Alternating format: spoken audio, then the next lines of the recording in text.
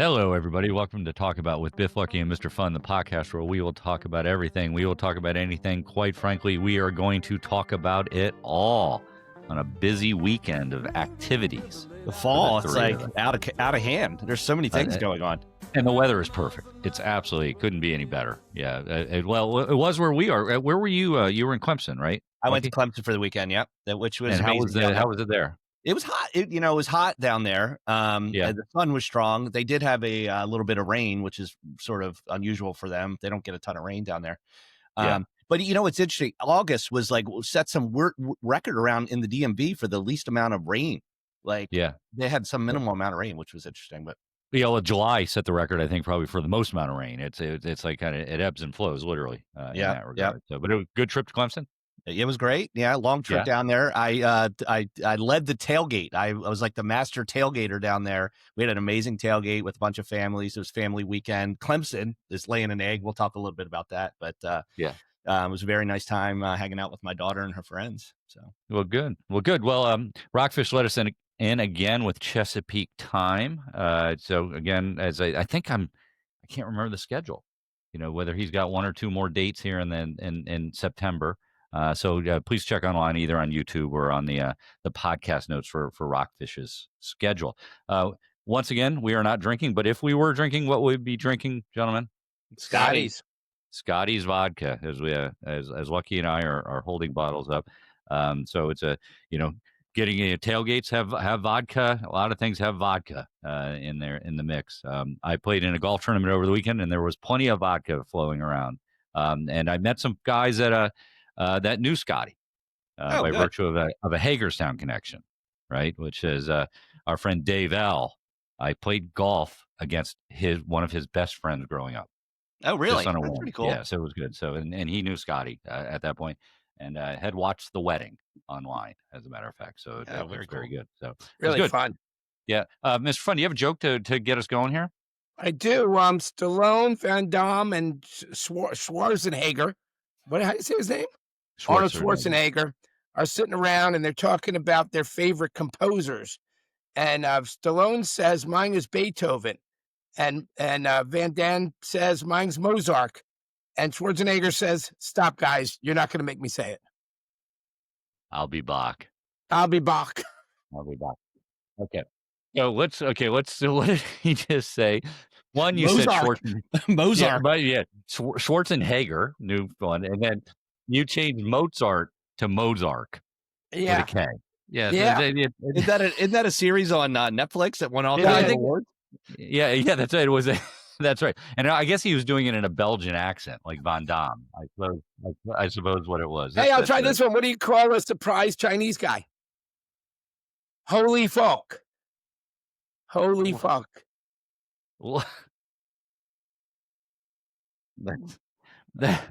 okay. So that's that is tied to remember it was the Korean Air flight that crashed in San Francisco, and they had a rough landing where nobody died on the airplane, and the people put it into the teleprompter of the TV station in San Francisco, and they said the pilots were we boom bang, holy fook, and something else, another name, and they read it in the teleprompter. I say to anybody, go online and type in, I think it was Korean Air, San Francisco, and it's the funniest thing. Wait, I sort of remember this. Tell me how you remember. Was it really their names, or they were saying that, or what? No, somebody put it in the teleprompter. Oh, and the announcer just said it without paying attention to what I think it was a he at that point, he was saying. And it's very, very funny, whoever did that. So where in the world is JK? JK is a place that I'm not sure any of us ever want to go, Rock Valley, Iowa. Why don't we want to go there? Well, Iowa is not exactly one place where you're going to go on vacation, but I don't know. It's not too far from Sioux Falls, South Dakota, the best I could tell. It's just sort of in the middle of the country. Maybe they have a kick-ass corn festival or something, that we don't know about. They could, right? The Field of Dreams was in Iowa, right? That whole thing. I think they did that in Iowa. But anyways, that is where JK is this week. It's not. He is not surprisingly, for those of us to see on Instagram, he did not post any pictures from Rock Valley, Iowa. Excuse me, as opposed. Maybe to it's so remote they don't have Wi-Fi and cellular service there or something. Yeah, I don't know. good. So over the weekend, I actually played in a member guest of a golf at a club in the DC area in Bethesda, Congressional Country Club, a very big country club. Did something I've never done before. Is I had to hit a shot in front of about 150 people, Oh, which, nice. which was nerve wracking, and I'm proud of myself. It was it's par 3. I hit it to about 4 feet, so that kept us in the money. But it was something. I have not felt nervous like that ever on a sporting endeavor, which I What's it? think is maybe the question for both of you. What sporting thing have you done where you have felt really nervous? I guess. Well, I think the biggest thing that made me nervous, and I don't know why this popped into my head, but it wasn't a sporting thing. So I was the best man at one of our good friends' weddings, Jim N. And I was right after college, and I like didn't. I mean, I sort of knew what the job of the best man was in terms of like giving the speech or whatever. Right. But we drove up to this wedding, and there must have been 1,000 people at this wedding. No shit. And I had to get up in front of them with a really poor speech written and talk about nervous. I still think about that today. Like like, wait a minute, I'm unprepared and I have to get in front of these 1,000 people. It was like probably the worst best man speech ever. So that's my nervous moment. Yeah, look, I think most people in that situation understand nerves, right? The lack of preparedness, that's something you learn from Yeah. the case. But to be nervous, I think rare is the person that wouldn't be nervous standing in front of 1,000 people. Mr. Fun, you ever get nervous when you're in front of your crowds? Telling those jokes? I No. did in the beginning. I get less and less nervous. I don't do any sporting events in front of crowds, though. You probably Yeah. find that hard to believe. I did this thing when I was young where they called me up on stage. We were in Vegas. This is when we had this huge crowd. There must have been like 800 people there. And these guys, somebody told them I was a good sport, and they threw knives at each other. They juggled knives around my head. I stood in the middle, and they threw knives at me and caught them. And it was everybody else thought it was really funny, but I wasn't amused. I So wasn't amused. it's not an illusion? No, The no, knives they were they actually moving? started with fiery sticks, and they were throwing those, and those were whizzing pretty close pretty close to my head. And then they put this helmet on me that had a mini ceiling fan on it. So I had the helmet on, and the ceiling fan was going, and they were throwing knives at each other, and or towards me. And that was yeah. Apparently, people found that amusing. That's funny. That's very good. So, anyways, Lucky, what is going on in the world? What is going on? So a bunch of interesting things. Okay, this one we've talked about the lottery a bunch of times, but the Publishers Clearinghouse franchise declared bankruptcy recently, which is interesting. So the franchise is about 60 years old, and in 1967. In 1967, they started giving away the money that everyone knows them for. You know, they show up at your house with the big check. It changes your life for the the big check or whatever. They have all these ads, etc. But they went bankrupt, and they are now not paying out the money that they owe people who took basically. I think the payouts are normally annuities where they get paid. Like some people who have won get like $5,000 a week for life. Well, Right. those people are not getting that money now. So, and just to remind ourselves of it, it was effectively buying magazines, subscriptions, right? Which then made you eligible. Then initially, that's what it was supposed to be, right? And then it was like Ed McMahon from the Tonight Show would come knock on your door with this big check saying you won the Publishers Clearinghouse. I didn't know it still existed. Yeah, Meaning nobody buys magazines, or very rarely anymore. So well, that's a large reason why this company declared bankruptcy. But the way it worked was originally customers could enter a chance to win prizes regardless of whether or not they purchased a magazine subscription or not. And that was what Publishers Clearinghouse business was. They got a cut of every magazine subscription they sold. So everyone, all the magazines, all the print magazines would say, okay, push my magazines. right. But yeah, so the shtick is you don't have to buy anything, and they'll show up, which is cool. but their annual revenue has dropped dramatically in the recent decades. They were in like 2017, they had $854 million in revenue. 2023, 182. So, with we know that the print magazine is going the way of the dodo bird, but it's funny. Some of their biggest liabilities, though, when they declared bankruptcy, were to the 20 largest unsecured, where the 10 prize winners were among the 20 largest unsecured creditors in their bankruptcy. But the company that bought them, this is a company called ARB Interactive. Part of buying the Publishers Clearinghouse franchise is they did not have to pay out they didn't have to honor the payouts of the people who won in their prior years, which is crazy. Yeah, that's strange. Having been in a business where you would where we tried to, there were giving away things with games of chance. It was just some small stuff that we did from time to time, and the whole law that says that you actually don't have to purchase something to participate is an interesting law. I mean, it's done at the state level, I believe, not federally.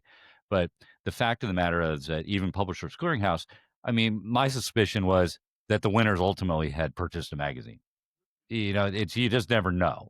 But it's like a suspicion is that they would have had to actually purchase something. Yeah. But it's strange that games of chance don't require you actually to have to buy the product.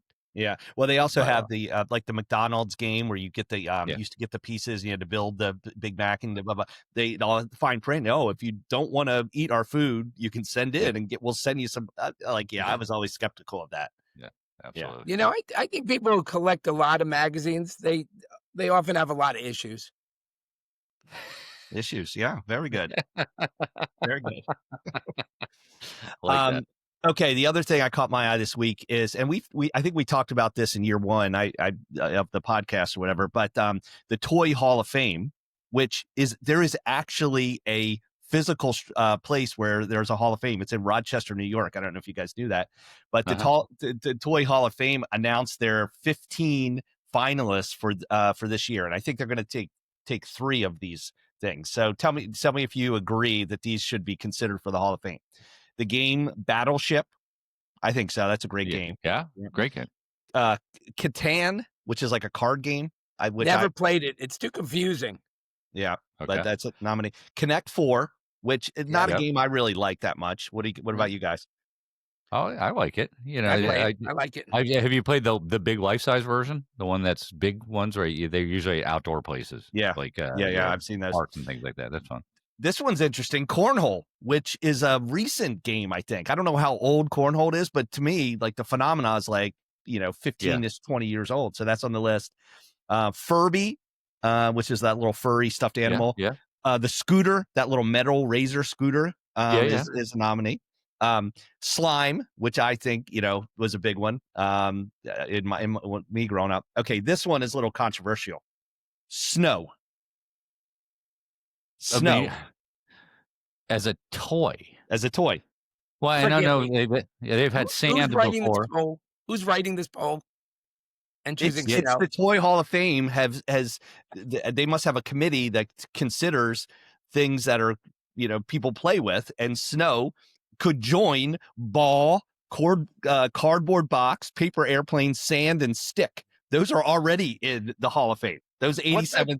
They're 87. What about something like testicles? Because people play with their testicles. Maybe next year they'll get nominated. I don't know. But no, it's ridiculous. Snow, which I was like, come on. The Spirograph, Star Wars, the lightsaber, Tickle Me Elmo, and the awesome game Trivial Pursuit are nominees. They're the nominees. So, like I said, they're going to take 3 of those and put them in with the rest of the 87 things. I mean, there's some good ones in there for sure, and surprising ones that aren't in there yet. And Lucky, just because you touched it, you got to take off the visor to prove to people that that's your hair. That's my hair. Look at that. That is it. That is they think it's one of those visors with hair on them. That was Big Wheel on the list. Was Big Wheel on the list? Big Wheel is already in the Hall of Fame. Oh, got it. Yes. Okay. Yeah. That makes me feel better. Yeah. Barbie, baseball cards, Monopoly, like a lot of the things. I don't think I was looking at the list besides stick, sand, paper airplane, cardboard box, and ball. I was like, most of these things do make sense, but So do you think, I mean, obviously our kids are all older now. Do kids still ride big wheels? I'm not sure I've ever seen one on the street in a driveway anywhere. No, they play video games where the people ride the big wheel. Yeah, that's right. Well, some of these things are things that people don't play with that are done, like, alphabet blocks. I mean, is that something kids have? I guess some kids have that. Maybe some of the, toddlers or whatever. Right. Snow seems like a bit of a stretch, obviously. And all it's going to do is a picture. They're not going to be able to show a snowball. Right. Right. But it's something that people play with quite often in the winter. It is, and you play on it. You do. Yes, you do. Yeah. When is grass going to make it then? It just seems a little far-fetched. Do you play with grass? Well, mud. Maybe mud should be in the Toy Hall of Fame. People from Hawaii, they don't even have snow. That's right. How do they know? It should be. It should be ubiquitous that you can use it anywhere. And that is cool. So, speaking of games, big college football weekend. You were at a game, right? A game where football probably means, and there's probably 20 schools around the country where it means more than anything that people do or follow. Clemson. Yeah. Right. And they lost. They lost to Syracuse. So they were 1-2 going into this game. And Dabo Sweeney, their head coach, was a little bit defiant last week. And he's like, guys, we won the league the last 7 of the 10 years and 2 national championships, so cut us some slack. And they come and laid a major egg against Syracuse this week, this on Saturday. Yeah. So now our beloved Terrapins have once again gotten themselves to 4-0, which they do with regularity because they play 3 lesser tier programs. Let's just call it what they are at the beginning of the season, which was Florida Atlantic, Towson, and I can't even remember the first. Northern Illinois. But they beat Wisconsin away, which is a big win, right, in Camp Randall Stadium in Madison. But what do we think about the Terrapins at this point? And I don't know I didn't watch the game, so I only read the reviews afterwards. So I watched the game, and I'll go first, like, if you don't mind. They looked good. I mean, the quarterback's got talent. They lack experience in some of their key positions, but they certainly have talent. I think obviously Wisconsin's not the team that they have been in the past, but the Terps look good. The Terps look good. They have more talent than they've had in the immediate previous years. Now it's about whether they stay. I mean, they're 18-year-olds playing against 22-year-olds. So we'll see. We'll see how they stand up. Yeah. I think one of the bigger differentiators, or it's 2 main ones. They have a great quarterback who he's young, but he is very good. And in college, having a quarterback is super important. And number 2, their size of their freshmen are different. Like they have legitimate men in these roles, even though they're young, And so I think competing against bigger teams in the Big Ten, the size wise, I think Maryland's going to be able to compete better. But like when you looked at the schedule at the beginning of the year, and I bet if I agree with you on the first 3 games, although Northern Illinois beat Notre Dame last year, but Wisconsin was not a win that anybody had on their thing. So I like Maryland's chances. It's funny on social media, people thought they may win 4 to 5 games at the beginning of the year when they were doing predictions, and so they're thinking 7 games. I saw one prediction, this is personal to me, that Maryland may make the bowl that they play at Yankee Stadium, and they may play Clemson, which would be a crazy thing for my family. Well, Clemson's not going to get in a bowl if they don't win 6 games. I know. I know. It's crazy. I think the size of maybe the freshmen are older. I mean, it's nice to see a guy with a full beard holding his 2 kids after the game. I mean, they're big boys, these guys. They're huge. Well, not to dwell too much on it, but Maryland plays Washington in the next game, who killed Washington State yesterday in the Apple Cup, which is their rivalry game. So they're playing. It's in College Park. Yes. The Washington's going to have to travel across the country, so that's going to be interesting. Can I ask a question about that for us college geeks? Because I just sincerely don't know the answer. Have they looked at, now that the Big Ten is West Coast, East Coast, is it statistically more difficult to play on the opposite coast? Do we know that? I believe it is in basketball for sure. They've done that. I'm not sure football has enough games under its belt to do it. Yeah. Okay. But Yeah, it's we definitely talked been about an that issue for stat. basketball. Then you brought that stat a couple last year, I think, Biff. I think it was Yeah. when USC came out here. We kind of said there could be something to the fact they had to travel 3,000 miles. But Yeah. I don't know. It'd be interesting. Well, Washington has to play Ohio State along the way. Maryland's got a bye. Right. They're Yeah. 0-6 in bye weeks since 2019. So big. We'll see how Maryland comes out. You think they go back to Washington after that game? Do they go Ohio State, Washington, then Washington to Maryland? I don't Okay. think so. I doubt it. I mean, so. they're not going to class. We know that, so Right. might as well stay on the East Coast at that point. So good. Yeah. Another sports related item. Tom Brady controversy. So last year he joined the Fox network, as part of their NFL coverage, and I think he got some good reviews of his analysis of games. I liked him out of the gate, but also last year is he took a minority ownership in the Las Vegas Raiders, and so people are now complaining that he's got a sort of an unfair, or the Raiders have an unfair advantage because Brady is really involved in like the Raiders player development and game strategy as a minority owner, to the point where this past Monday Night Football, when the Raiders played the Los Angeles Chargers, they showed a picture of him in the owner's box with headset on, participating with the team. And so, but in his Fox role, he spends time interviewing the coordinators of the games he's going to call that week, and asks insightful questions and dissects, of which he could potentially share with his Raiders. I don't know. What do you guys think about that? But what? Obviously, teams know he's in the broadcast booth. So why would they ever share anything that's a trade secret or something like that? And I get it that they need something so he can say something during the broadcast that he talked to so and so about a player. Typically, it strikes me that teams are sophisticated enough they wouldn't say anything. Yeah, but then you're almost saying, is he not able to do his job as a Fox commentator without that, insight? Because they do that for a reason. They interview these people for a reason, so they have good things to say and insights. I mean, do we think that, maybe because it's moved on a few years, but when Troy Aikman first started, right, he was a cowboy, right? That's what he was. He went into the booth, and we don't think that he wasn't talking to people in the Cowboys head office. I mean, it just happens, and I'm not sure it's that big of a deal. I'm not sure it's right. I'm not sure it's that big of a deal, though. That just strikes me as odd. But so prediction, Mr. Fund, what do you think about this? Do you think that the NFL does anything about this situation, or they let it go? I think they let it go. I really do. Yeah, I think they do too. I mean, Yeah. he's good for football in the long run. I mean, Yeah. look, it's not helping the Raiders. They just lost again today.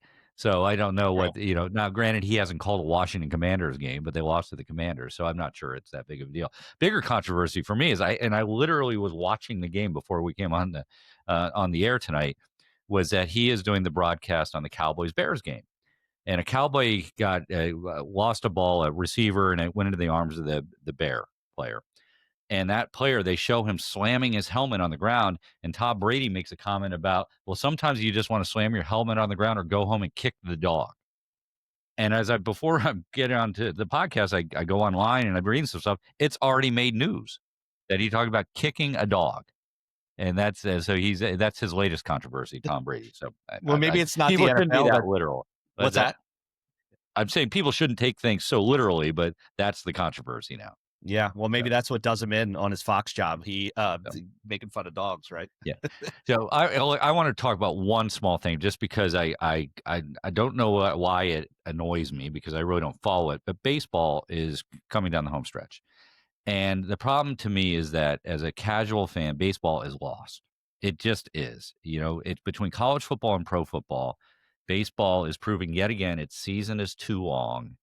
And unless you're a fan of that specific team that's in the playoffs, and I'm not suggesting there's not a lot, right? There's 8 teams or some ridiculous number now, but there's at least 8 teams. 8 teams but in each league. Yep. It just is lost. And I want to make sort of the relationship to the fact that the baseball owners have been complaining recently that their values haven't gone up as much, save for maybe the Yankees and the Dodgers, because they're the two big spenders. But the values of the franchises aren't as high as football and NBA basketball, to the point of factors of a lot of billions of dollars. And to me, it's there's a correlation to baseball getting lost by football, or being drowned out by football, that they should move the end of the season forward. I know it's the October Fall Classic, whatever. They'd be better off branding. I'm just rebranding it something else. Well, to your point, Biff. Okay, so the Orioles have been out of the playoffs. Right. They had a really horrible start. Their attendance was down like 25%. So it just shows you when your team is out of it, even your own fans really aren't going and paying attention. So there's a data driven example of that. But I mean, baseball's tried all these different things, right? Shortening the game, adding more teams to the playoff scenario, situation. And you're right. I mean, they are treading water. I don't know how. I mean, it should be double headers all the time to get that season pulled forward. And as you and I were talking about, Lucky, the PGA did it. They recognized it. They moved the FedEx Cup to before the start of the football season, and people talk about it. Now, maybe not Mr. Fun, but there is in the larger sports, landscape. At least people talked about golf in that regard. But now, baseball to me just gets lost. It just does. So that's wait. my. But when you mentioned starting earlier, when they start playing baseball, isn't it somewhat cold still? Like how? No, I'm not saying. I'm not saying starting early, ending it earlier, not starting it earlier. So double headers, not off days for travel. How would you? I shorten the season. And the stat geeks will get all upset about it, but 162 games is a long time. And to me, you'd be better served to end the season closer to the beginning of September, or in August for that matter, to get the playoffs through. So as a longtime baseball fan, Lucky, how would you feel about them announcing they're going to play 15 less games or something? I really don't think it would care that much. It wouldn't. I mean, to be honest with you, but the revenue is king. And I know the owners would never agree to it. And the TV. So then that case to me, which again is a revenue problem, is play more double headers during the season, right? You can take a 4-day game series, which takes 4 days, and do it in 2 days. You just can. Yeah, but I think that comes into managing the team and the personnel, like pitchers and that kind of thing. Though that could add, injury. Look, I think, and I'm not. It's not it's not hyperbole, and I don't want to be over exaggerating, but it's on the verge of becoming less and less relevant. We know they've got an age problem, right? Young people don't typically watch it. So what are they going to do? They're going to manage themselves into some form of irrelevance. Yeah. The other thing they've talked about is they have too many franchises. Yeah. But are they going to reduce those? Yeah. So it's interesting to see where baseball goes. Yeah. So let's talk about something fun though. Now, all right. Talking about baseball, chimpanzees. I read this today that chimpanzees eat enough fermented fruit each day. So I guess fruit they pick up off the ground, that it's the equivalent of having a cocktail a day. So that the chimpanzees are tying one on every day. They've seen this, which I found to be interesting. And then they do this kind of, this line that says, well, maybe that's why humans like to drink cocktails, is because first the chimpanzees discovered it, and now it's happy hour for us. And I don't know. It was yeah. And then they said, well, Jane Goodall should sponsor a tequila brand. That was sort of the funny line that I saw what I wrote there. But had you heard that before about chimpanzees? I heard that analysis that the same one you did, and I was like, that's pretty funny. I mean, that maybe there should be something to do with the diet they're fed. Maybe we shouldn't be feeding the gorillas and other primates that kind of food. I don't know. Yeah, there was a chimp that he ate a bunch of the fermented fruit, and he actually became sexually confused. They called him Bi-Curious George. Bi-Curious George. Well, that's I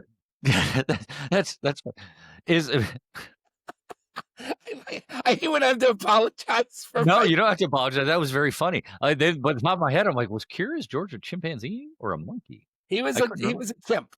Was he a chimp? Yeah. Okay. But there was always questions about Curious George, which way he swung. To be honest with you, I don't know if you guys I like know the that pun on swinging, like a chimp swinging, right? What's Well, that? no, they don't know like what side of the plate he was batting. Because he liked the man with the yellow hat. Exactly. Like, There was like some underlying controversy between that relationship that I think it doesn't get talked about a lot today. Wow. again, almost like our toy discussion. Do kids still read Curious George? It's like what sort of books have gone the way of not being canceled at some sort? I imagine they still can, but I don't know. That's an interesting one. So, the other one I read was this thing about where there's a whole movement. I don't want to say it's ascribed to social media, but I think surely it took off. The fact that there's this whole thing that says that you should be able to spend 0.01% of your net worth guilt free. The notion being that some people wrestle with making purchasing decisions, and there's a group that's out there that says you shouldn't wrestle with certain amounts of money. You should just go ahead and do it. The backstory is that somebody either criticized Jay-Z for spending $50,000 on something, or he even possibly put it into a lyric on a song, and he basically said it's 0.1% of his net worth, and who cares? So that's the thought. So the again, I read this in the Wall Street Journal, and the point is, if you're worth $3 million, you should be able to just spend $300 on something without without batting an eye, right? Maybe it's not every hour of every day, but every now and then it's okay to do that. $700,000 of net worth, you can spend $70. You can do the math on that. When's the last time you spent some money on something and felt guilty? I'd never feel guilty about spending money. I don't know. Like, do you feel guilty about spending money on anything? I'm not sure I'd say feel guilty. I would say I wrestle with decisions about buying something. I'm not sure guilt ever comes into equation, but you surely think about it.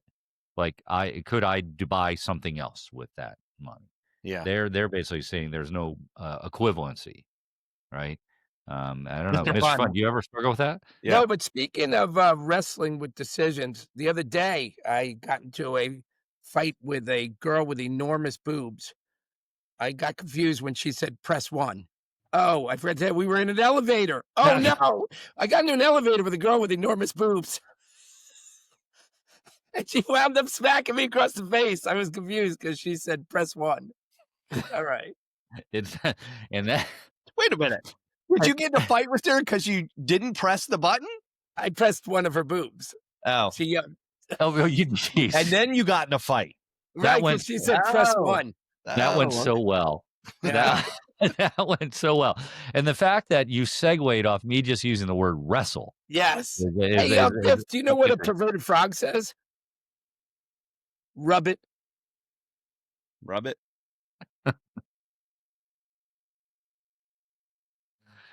Oh my gosh. Okay, I'm gonna take a deep breath here. Do you have anything else, Lucky, before we turn it back over to him for no, I'm good. God forbid another joke to end the podcast? Mr. Fun. All right, well, I got two because the first one is me and Mrs. Fun were drinking wine, and she looked at she said, I heard her say, I could not live another day without you. And I said, honey, is that the wine talking? And she was like, no, it's me talking to the wine. Yep. You probably heard that one, right? We have heard that one. Go ahead. All right. So listen, this guy was having sex with his wife from behind, and she looked back and she said, tonight I'm feeling a little kinky. Can you turn off the light and stick it up my butt? And as soon as he did, she screamed. And he said, oh, guess I should take the light bulb out first. Is that a homemade joke? Yeah, maybe. Speaking of jokes, we have to get back to Get Lucky, and this is a shout out to Kevin P, local to me, who I know has been working on jokes. We are going to. This is the let's call it the 1 week warning to Kevin P, that he better be ready to come on to Get Lucky, because I know he's been trying them out. Kevin, with friends. Kevin, you don't have to, as I've proven over and over again, week after week, they don't have to be perfect. Yeah, that's right. They do not have to be perfect. So hopefully we can get Kevin P on next week. If others wanted to throw their hat into the ring, Lucky, how would they get a hold of us to tell us they want to do jokes? Well, of course. I mean, if they, have a funny bone and they see us walking around, they can say, hey, I'd love to, get on the show, but talk about 2023@gmail.com is the traditional place where we take feedback, and also we want to hear from you on things you want to hear us talk about. So please keep the emails coming. Oh, that reminds me. We remember I forwarded to you guys this week that apparently some of our key words by the those that track podcasts, apparently we do okay in certain categories of podcasts, was the odd one of German medieval. Now I know the German thing because you guys pick on me about my German background. I don't remember the medieval stuff. I don't either. But it was interesting, the keywords and sort of where we did on that. So we are making inroads to certain segments. I remember telling jokes about German meat products, but they were the worst. That's good. Did have a request from my daughter, and I'm not sure how logistically we can do it because we are definitely moving in 3 different orbits right now, is that we should go to the Renaissance Festival. Oh, it'd be so good. It runs for a couple months, I think. And we should dress up. We should dress up. This is the Maryland Renaissance Festival. So we should put our heads together, and maybe we can sneak out there one day. And do you have white assless chaps? Because those would look good in the middle days. Oh, speaking of Renaissance Festival, Sir Galahad and Sir Lancelot walk into a hotel, and the guy goes, "How do I help you? How can I help you?" And he said, "We need a room for 2 nights." Oh, okay. No, that's good. He said, "Is there good security here?" He goes, "Sure. We got a guy who watches over everything. His name's Surveillance." Wow, this is okay. As I like to say often, inside baseball, there was no warning to Mr. Fun that we were going down the Renaissance Festival. So, but I'm also going to say, just because people can see it on camera, how we had the discussion about is that an iPad or a phone, Mr. Fun? Oh, that's an iPad. Oh, okay, because I saw a single lens. That was either the oldest phone in the world or an iPad. No, okay, well, good. All right. I use multimedia to get this thing done. So good. Well, I hope people are watching us on YouTube and seeing our short videos as well as also the full video. You can also listen to the whole podcast on YouTube as well. Sort of throws off my numbers for how many people are listening to the podcast because it doesn't count towards the other numbers, but it is there. Surely we're on all the platforms as we've talked about on the podcast, and I hope everybody continues to listen, share, subscribe. We've had some really good reviews of our podcast on the platforms, so we've got quite a few. We're not asking for 5-star reviews, so people unprompted have put them in there. So thank you for doing that. I hope more people do that and share it and keep listening to us. So we do appreciate that. Any final words of wisdom from you, Mr. Fun? She was in the elevator when she said press 1. She was in the elevator. Okay, that's good. We'll just clarification. I love it. I'm gonna let the listeners self-edit that portion, and maybe they can get the joke correct. Thank you. That part. They can do that. So good. All right. Well, until we do it again next week, good to see you guys, and thanks everybody for listening. Until then, goodbye. All right. Here we are. Outro time. Are we in the outro right now? No, we're doing the outro. This is what we do. On now? It's on now. This is. I like to kind of throw it out at you, surprise you guys. There's a little music in the background playing. I feel like I've been selfishly doing the lion's share of the talking during the outro. So maybe Lucky, if it's all right with you, maybe we have Biff do the outro after we set him up because he hasn't done it for a while. Okay. He hasn't done it for a while. So is there anything that you wanted to say to set it up, Lucky? Anything that's topical on your mind? I did see the statistic. I'm a big stats guy, and I just wanted to see what you guys think about this. How much time does the average man spend in 1 year in the bathroom? In the bathroom, meaning the toilet? In the toilet, yeah. It's sitting down for in 1 year. So I'm gonna throw a number out there just because I would think 15 minutes a day wouldn't be unusual, right? And it's probably more than that, is what you're going to tell me. And I can't do the math on 15 minutes a day. How many hours that is? 7 hours a year hiding in their bathroom for peace and quiet. So I'm probably not. 7 hours a year seems low. Yeah. There have been days where I've spent 7 hours in the toilet. Like, I thought it was at least an hour a day. So I was trying to figure out. I spend 365 hours a year. No, but you said some key words there, Lucky, that hiding out as opposed to going to the bathroom. Yeah, hiding out in the bathroom. I get a lot of momentum when I'm in there after the business time. Like, if I'm reading, I'm like, I don't get up. I'll just sit there and read the rest of the newspaper. Your legs are numb by the time you get off the toilet seat. Who cares about that? The blood will start flowing back again. All right. Well, that's quite the setup for me to do the actual outro. Let's hear it. Which the outro, as I originally intended it to be, was to once again thank everybody for listening. Yes. To the podcast where we talk about everything, we talk about anything, we talk about it all. And also, please join us again next week. Yeah, and then we added another piece, which was our sort of like a tagline. What was that, Biff? The part where you don't shut up when I'm actually doing the outro? Jeez Louise. I was just about to get to the point. All right. Where I again, to join us again next week. Until then, we never say goodbye. All right. Goodbye. Love you guys.